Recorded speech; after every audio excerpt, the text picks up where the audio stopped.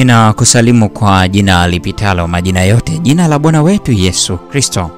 Hii ni mwongozo wa kujifunza Biblia, leo ikiwa ni Oktoba 5, siku ya Jumapili. Nafasi nyingine.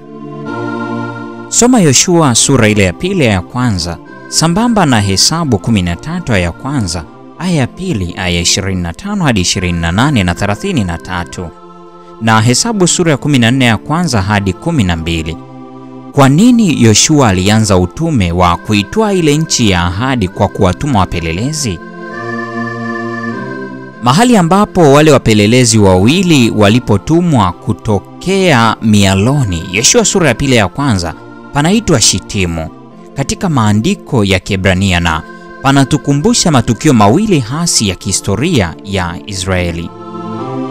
Tukio la kwanza lilikuwa ni la kisa kingine cha wapelelezi. Tazama Hesabu 13, kikionyesha vitu vile vile muhimu: kutumwa kwa wapelelezi, vamio la ghafla la wapelelezi kwenye eneo la adui, kurudi kwa wapelelezi, taarifa ya wale wapelelezi juu ya kile walichoona, na uamuzi wa kutenda kulingana na ile taarifa.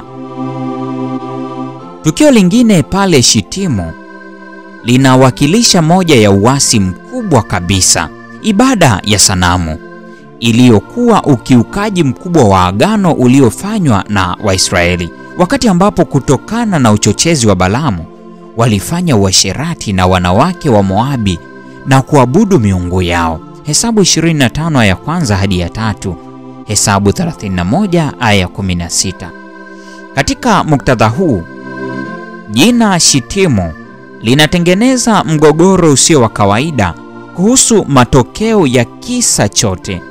Je, itakuwa ni kushindwa kwingine tena kwenye mpaka wa nchi ya ahadi, au itasaidia kufikia utimilifu uliosubiriwa kwa muda mrefu wa ahadi ya kale? Soma Yohana Mtakatifu sura ile ya 18 aya 16 hadi 18, aya 25 hadi 27, na Yohana sura ile 21 15 hadi 19. Kuna ufanani gani unaogundua kati ya nafasi nyingine waliopewa Israeli kama taifa na Petro kama mtu mmoja? Mungu ni Mungu wa nafasi za pili na zaidi. Biblia inaita nafasi ya pili na zaidi neema. Kwa kweli, neema maana yake tu ni kupokea kile tusichostahili. Fundisho la Biblia limejazwa kwa dhana ya neema. Linganisha na Warumi sura ile ya 5 aya ya pili, Waefeso sura ile ya pili aya ya 8, Warumi sura ya 11 aya ya 6. Kwa neema Mungu anampatia kila mmoja uwezekano wa kuwa na mwanzo mpya.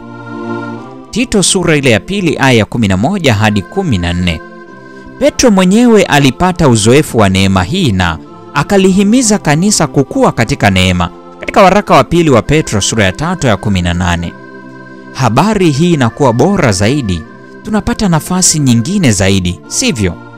Tungekuwa wapi kama tusingeipata?